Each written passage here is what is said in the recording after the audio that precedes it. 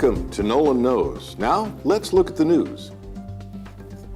Ben Carson, the famed neurosurgeon, has thrown his hat in the ring to officially run for president. We had him on Nolan Knows a few weeks back, and I think Dr. Carson is a really nice guy. And I think he has the best intentions. What he doesn't have is any experience running anything. He hasn't been a governor, he hasn't been a mayor, he hasn't even run for political office. Now, it's not as though a political neophyte should never have the position, but I don't think he has the experience to actually do the job. He's not alone. There are several other Republicans throwing their hats in the ring that probably don't have a chance either. I'll tell you what he can do, though. He can educate the public. He can literally educate other Republicans who are running for president. He can talk to them about health care in ways that no other candidate can. He's good for the party, but he can't win the nomination. It's time for Missed in the Media.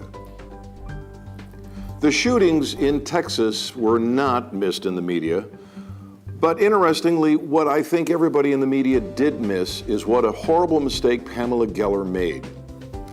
You see, she was upset because the radical Islamists threatened to kill anybody who draws a picture of their God.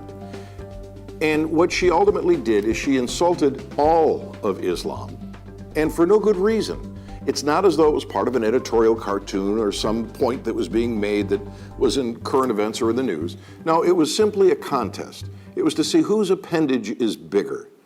Now, she knew this was going to lead to violence, and here's where we get to the point where we talk about what was missed in the media.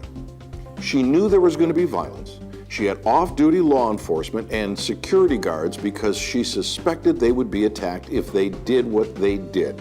What she didn't take into consideration is what might happen in this little contest of hers if a stray bullet, for instance, hit a truck driver on the highway near this event. What would have happened if it had suffered, if some child had been hit by a stray bullet when they were shooting at each other? A lot of innocent people who had nothing to do with the contest could have been killed or hurt. Now, don't get me wrong. She had every right to have the contest, every right because of freedom of speech, and I would defend to the death her right to do it. But I don't think doing it just to tempt fate was a very smart idea. It's time for the story of the week.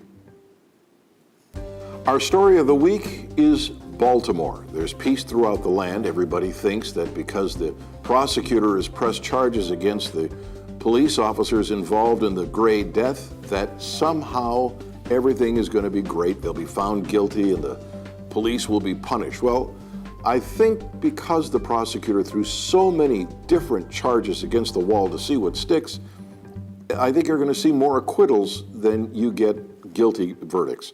And when that happens, there will be more riots. And it won't just be in Baltimore. It'll be in every major urban area in the country. And part of the reason for this is the lousy economy. Urban residents, in particular blacks in major cities around the country, are unemployed at a rate roughly double that of the rest of the population. You add a warm summer and unemployment, and you're going to have a mix that is going to be volatile and will suffer with all summer long. Now, you can't blame the Republicans for all this. In fact, you can't blame the Republicans for any of this. In every major urban area in the country, the cities are run by Democrats. The education departments, City Hall, the city councils, the mayors, they have been Democrat, and they've been that way for decades. What we really need across the country is small government.